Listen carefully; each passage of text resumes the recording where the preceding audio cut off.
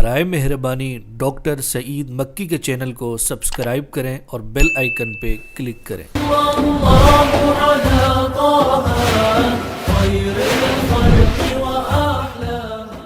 الحمد للہ رب العالمین والصلاة والسلام علی المبعوث رحمت للعالمین وعلى آلہ واصحابہ اجمعین وبعد۔ اعوذ باللہ من الشیطان الرجیم، بسم اللہ الرحمن الرحیم۔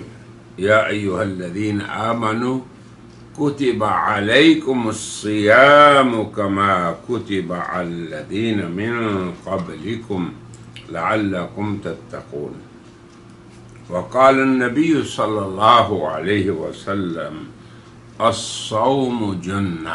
صدق اللہ وصدق رسول اللہ صلی اللہ علیہ وسلم۔ میرے معزز سامعین و ناظرین، رمضان المبارک سے ہم سبھی گزر رہے ہیں، اور یہ ایسا مہینہ ہے جس میں اللہ تعالی نے، خالق کائنات نے، اس دنیا میں جو علوی عالم ہے، اوپر والا جہان، جہاں پہ جنت ہے، دوزخ ہے، فرشتے ہیں، ارواح ہیں، اس عالم کو، اور نیچے والا عالم جہاں پہ انسان ہیں، نیک ہیں، بد ہیں، مساجد ہیں، مدارس ہیں، بیت اللہ ہے، حرم مکی ہے، حرم مدنی ہے، جس کا ہم سب مشاہدہ کرتے ہیں۔ مشاہدہ سبھی مومنین بھی اور آج کل تو کافرین بھی مشاہدہ کر رہے ہیں ان سب چیزوں کا۔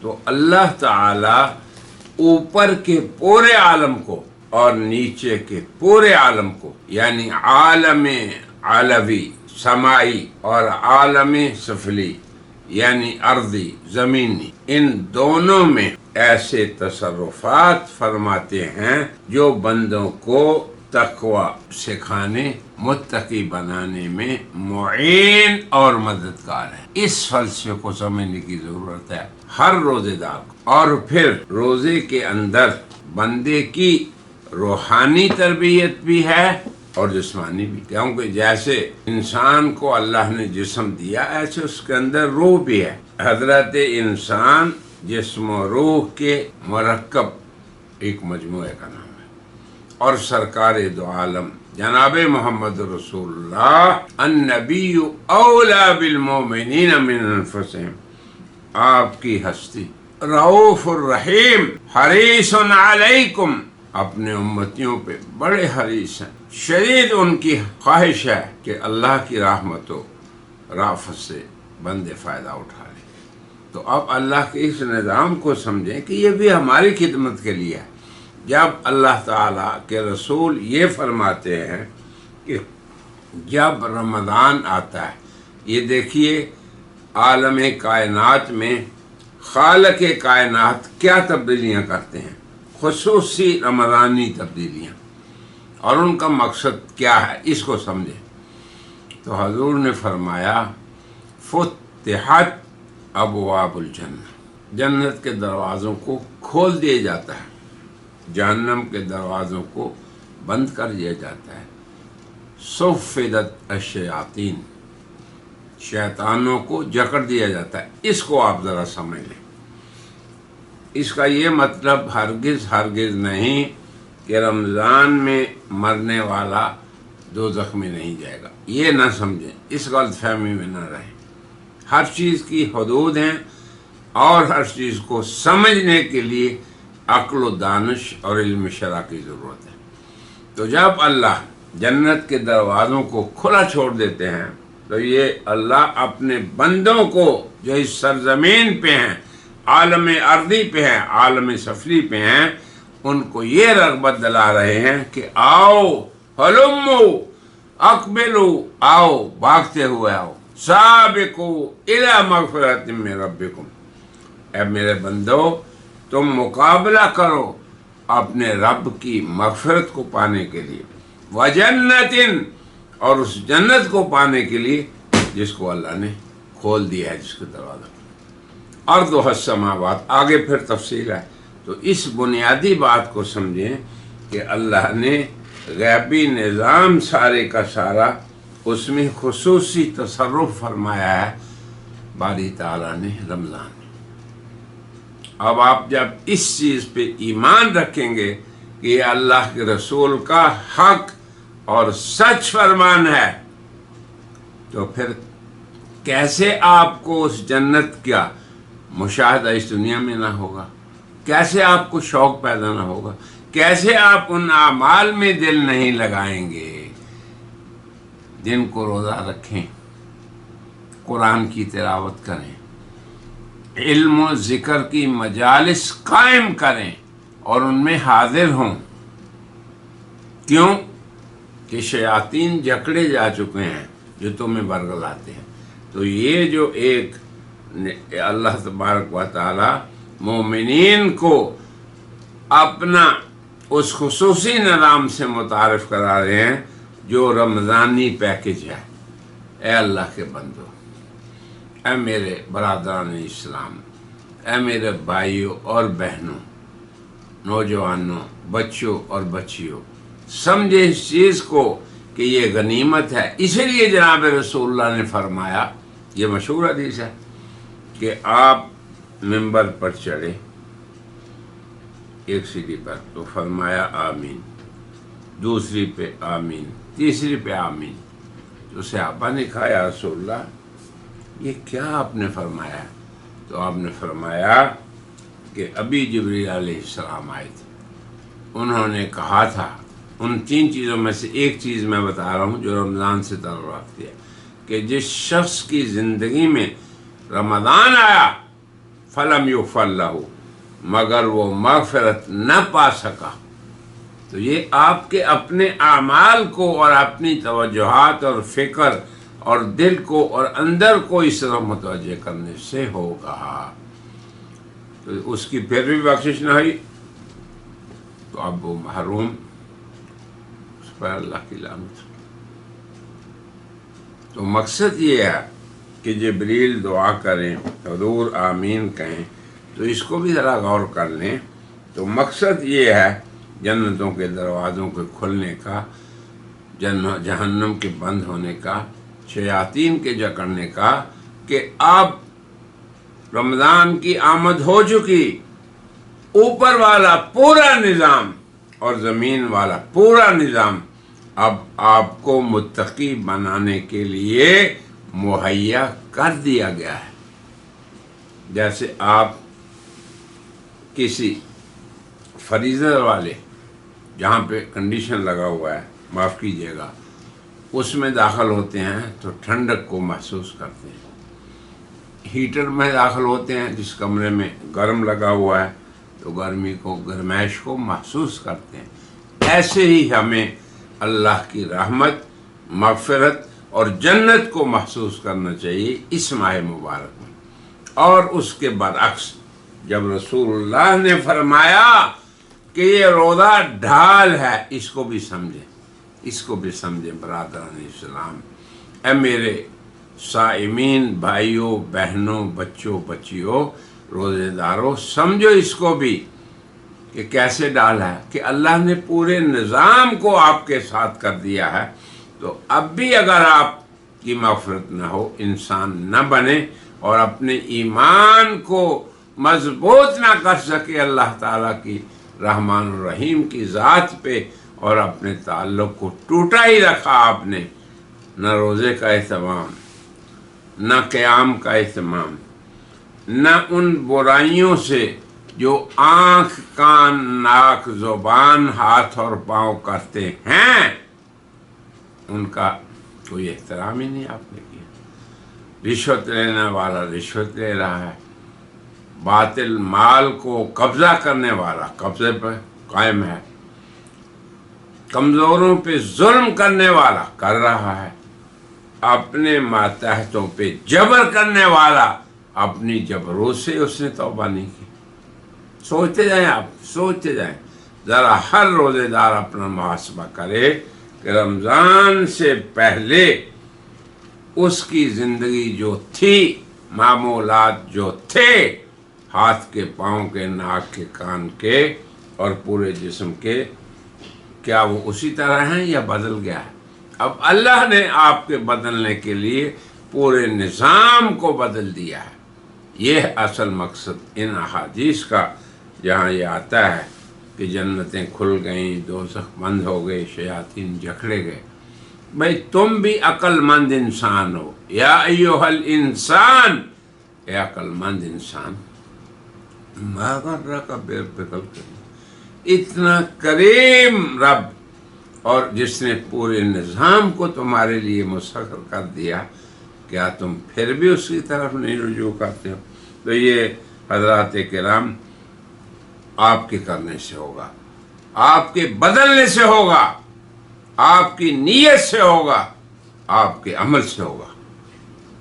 یہ تو ایک روحانی سائیڈ ہے جس کے لیے مربی اعظم صلی اللہ علیہ وسلم، جو اسی لیے مبعوث ہوئے کہ انسانوں کا رشتے کو اللہ سے قائم فرما دیں اور ان مبارک ایام کو غنیمت سمجھائیں. اپنی امت کو غنیمت سمجھو.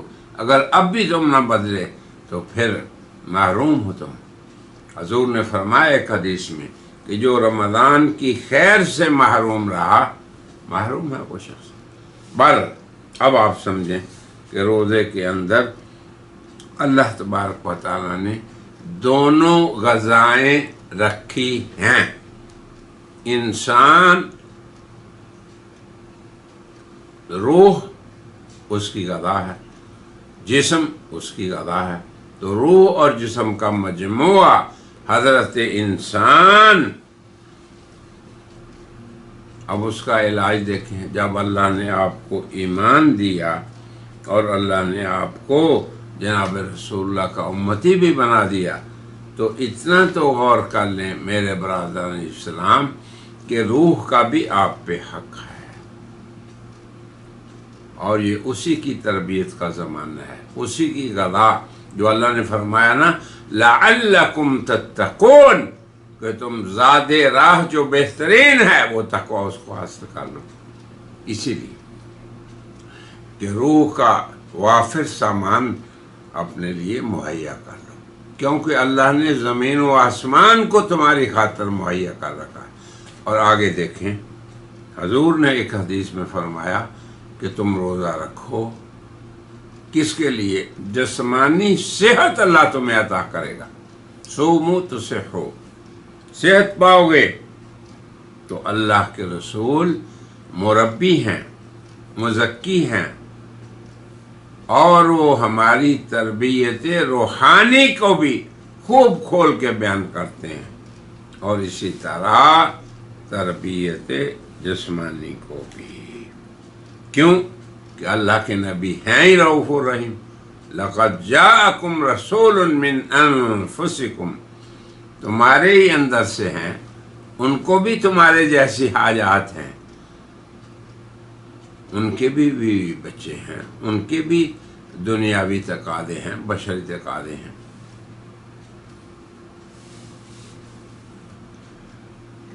تو اللہ تبارک و تعالیٰ نے رحمت للعالمین صلی اللہ علیہ وسلم کو نگران امت کے لیے نہیں بنایا. لست علیہم بمسیطر، یہ نہیں کہ ڈنڈا آپ کے ہاتھ میں ہے، نہ. رسولوں کی محنتیں دلوں کو بدلنے کی ہوتی ہیں، اندر کو آباد کرنے کی ہوتی ہیں. اب آپ بتائیں، جب آپ صبح اٹھ کے قرآن پڑھیں گے، پھر سحری کریں گے، 2-4 تہجد کے نفل بھی پڑھ لیں گے، پھر سارا دن رک جائیں گے اللہ کے حکم سے لیے. کن چیزوں سے؟ جن کے تمہارے نفس تقاضا کرتے ہیں، کھانے سے، پینے سے، غیبت سے، برائی سننے سے، کرنے سے، یہ سارا. اور ادھر سے اللہ کا بھی نظام ہے، ہر شیطانی چیز بند ہے، ہر رحمانی چیز کھلی ہے. تو اب یہ ہے اللہ تبارک و تعالیٰ کی طرف سے تربیت. پھر دیکھیں آپ، روزے کی حالت میں جب حضور نے رغبت دلائی کہ تسحرو، اے میرے امتیوں سحری کیا کرو، تو آپ سحری کو اٹھیں گے۔ فَإِنَّ فِي السَّحُورِ بَرَکَۃ، سحری میں برکت ہے۔ پھر آپ کی سنت ہے، بڑی ترغیب دی آپ نے۔ اب عام سال میں آپ خود سوچ لیں، پاکستان میں، ہندوستان میں، یورپ میں، امریکہ میں، افریقہ میں کہاں اور کتنے لوگ اٹھتے ہیں۔ آج کل تو صبح اٹھنے کا رواج ہی ختم ہو گیا۔ میں انتہائی افسوس سے، میرے پاس جو طلبہ بھی آتے ہیں، علماء بھی، ان سب سے ایک عہد لیتا ہوں کہ راتوں کو جاگنا چھوڑ دو، راتوں کے پہلے حصے میں سو اور آخری حصے میں اٹھو۔ یہی صفات ہیں اللہ کے نیک بندوں کی۔ کانوا قلیلا من اللیل ما یہجعون وبالاسحار هم یستغفرون۔ اب آپ خود دیکھ لیں کہ ھدی للمتقین جو قرآن کو کہا، تو متقین کی جو صفات اللہ نے بیان کی، کیا؟ یؤمنون بالغیب۔ اب روزہ انسان کے اعمال سے ایک ایسا عمل ہے جو انسانوں کو نظر ہی نہیں آتا۔ اب آپ دیکھیں، ایمان بالغیب کی پریکٹس ہو رہی ہے 1 مہینہ پورا۔ روزے کا علم سوائے اللہ کے کسی کو نہیں ہوتا۔ آپ خود دیکھ لیں، جاہل سے جاہل آدمی، مرد عورت، ان پڑھ، پوچھ رہے ہیں اس سے کہ کیا تمہارے روزے کا علم تمہارے رب کے سوا کسی کو ہے؟ کہے گا نہیں۔ تو کیوں نہیں سوچتے اللہ کے بندو، روزہ تمہیں متقی بنانے کے لیے ایمان بالغیب کی وافر صفت تمہیں پیدا کر رہا ہے۔ ہر روز سوچتے رہیں سارا دن کہ میرے روزے کا علم صرف میرے رب کو ہے۔ ایک حدیث میں ہے، حضور اکرم صلی اللہ علیہ وسلم نے فرمایا، الصوم لی، روزہ میرے ہی لیے ہے، وَأَنَا أَجْزِي بِهِ، اور میں ہی اس کا اجر دوں گا۔ اور ایک میں یہ بھی ہے، وَأَنَا أُجْزَىٰ بِهِ، روزے دار کے لیے اللہ کریم خود اس کا اجر بن جاتے ہیں کہ اسے اللہ مل جاتا ہے۔ تو ایمان بالغیب دیکھیں، پہلی صفت۔ آگے کیا ہے؟ یقیمون الصلاۃ، اقامت الصلاۃ۔ اب آپ سوچیں، مشاہدہ کریں کہ جتنی اللہ مسلمانوں کو سازگار ماحول اس دنیا میں، کائنات میں فراہم کرتا ہے، ہر مسجد میں تراویح ہو رہی ہے، قرآن کی تلاوت ہو رہی ہے، قیام اللیل ہو رہا ہے، تہجد پڑھی جا رہی ہے۔ تو دوسری صفت جو متقین میں اللہ پیدا کرنا چاہتے ہیں وہ یہی ہے، اقامت صلاۃ۔ تو سازگار ماحول مل گیا کہ نہیں آپ کو اے روزے دارو؟ آگے چلیے، اگلی صفت اللہ نے وَمِمَّا رَزَقْنَاهُمْ يُنْفِقُونَ، اللہ کی راہ میں خرچ کرنا ہے۔ اب آپ خود دیکھیں، مجھے زیادہ تفصیل میں بیان کرنے کی ضرورت نہیں۔ ایمانداری سے اگر آپ آنکھوں سے مشاہدہ کر کے سوچیں کہ اللہ نے اس اللہ کی راہ میں خرچ کرنے کے پوری دنیا میں اللہ تبارک و تعالی نے سلسلے قائم کر دیے۔ مسلمان زکوٰۃ ادا کرتے ہیں، اغنیا فقراء کے ساتھ صلہ رحمی کرتے ہیں، ملنساری کرتے ہیں، غمخواری کرتے ہیں، اس کا مشاہدہ بھی آپ کر رہے ہیں۔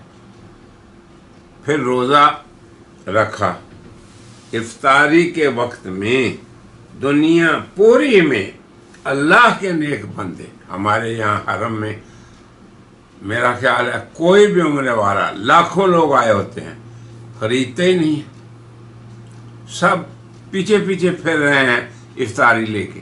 تو اے اللہ کے بندو، آپ اپنی بستیوں میں دیکھو، ہر مسجد میں لنگر ہے، ہر محلے میں افطاری ہے، غور کرو۔ یہ ہیں ایمانیات، غیبیات اور تقوی والی صفات پیدا کرنے کا ماحول۔ دیکھ لیں آپ خود، کتنی افطاری کرائی جا رہی ہے، کتنا لوگوں کو خرچ کیا جا رہا ہے، لوگوں پر، غریبوں پہ۔ آپ سوچتے نہیں یہ اللہ کا پیچھے سے غیبی نظام ہے جو اللہ نے اپنی کائنات میں تصرف فرمایا ہے، خصوصی طور پر ماہ مبارک میں۔ بس یہ چند باتیں تھیں جو میں چاہتا تھا کہ ہر روزے دار دن کو، پورا دن ان پہ غور کرے افطاری کے وقت غور کرے، سحری کے وقت غور کرے کہ واقعی اللہ نے ایمان بالغیب کے لیے بھی فرضی روزہ اس لیے ہوا تاکہ تمہارا ایمان بالغیب بڑھے، ورنہ آدمی کمرے میں جا کے کھا لے پی لے، اس کو تو پتہ ہے میں روزے دار نہیں ہوں۔ حضور اکرم صلی اللہ علیہ وسلم نے فرمایا اس پاک روحانی بابرکت ماحول کے بارے میں کہ اگر کسی شخص نے، کسی مومن نے رمضان کے مہینے کو بغیر بیماری اور سفر کے چھوڑا تو پوری عمر بھی روزہ رکھتا رہے تو وہ اس کا کفارہ یا اس کا یوں سمجھیں برابری نہیں ہو سکتی، محروم رہے گا پوری عمر بھی۔ کیوں کہ رمضان سے پہلے شعبان میں، رمضان کے بعد شوال میں، تو یہ اللہ کا پورا علوی اور سفلی، اوپر والا اور نیچے والا نظام ایسے نہیں ہوتا، تو ایسا سازگار ماحول روزے دار کو، اے میرے برادر اسلام، آپ ہی کو ملا ہے، اس کو غنیمت سمجھیں، اللہ کا کرم سمجھیں، اللہ کا انعام سمجھیں، اور ابھی سے آپ کیا کر لیں، جیسے حدیث میں آتا ہے کہ رسول اللہ صلی اللہ علیہ وسلم خود بھی اہتمام فرماتے، گھر والوں کو بھی اٹھاتے، وشدہ میزارہ، کمر کس لیتے۔ تو جتنے دن ابھی ہمیں ملیں گے رمضان کے، تو یہ جو چیزیں میں نے عرض کی ہیں اللہ تبارک و تعالیٰ کے خصوصی نظام کی، جس میں ہماری روح کی بھی تربیت ہے، جسم کی بھی ہو رہی ہے، بالکل مشاہدہ کرتے ہیں آپ۔ تو یہ ہے رب العالمین، الحمدللہ رب العالمین، تعریفیں سب اللہ کے لیے ہیں۔ اگر آپ اسی کو سوچ کے سورۃ فاتحہ کو پڑھیں، واقعی وہ رحمان بھی ہے، رحیم ہے۔ دیکھیں کیسی فضا اللہ نے قائم فرما دی اس کائنات میں۔ بس یہی میری گزارش ہے کہ یہ شعور اپنے اندر پیدا کریں بیداری کا، اور شعور پیدا کریں کس کا؟ اس ماحول رمضانی کا۔